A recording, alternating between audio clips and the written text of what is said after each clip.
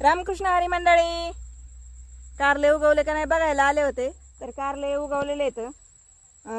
10 दिवस लागलेले आहेत कंप्लीट उगवायला.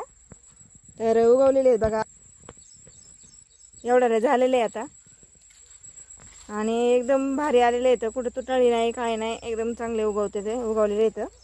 आणि हे कारले लावले तेव्हा गवार पण लावून दिली होती. तर गवार पण उगवलेली आहे. गवारीला नाही जास्त दिवस लागत, 2 ते 3 दिवसात गवार उगून येते.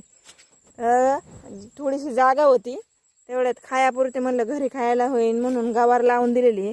गावरान गवार आहे आणि गवार पण लावून दिली आणि थोडंसं धन पण लावलेलं आहे.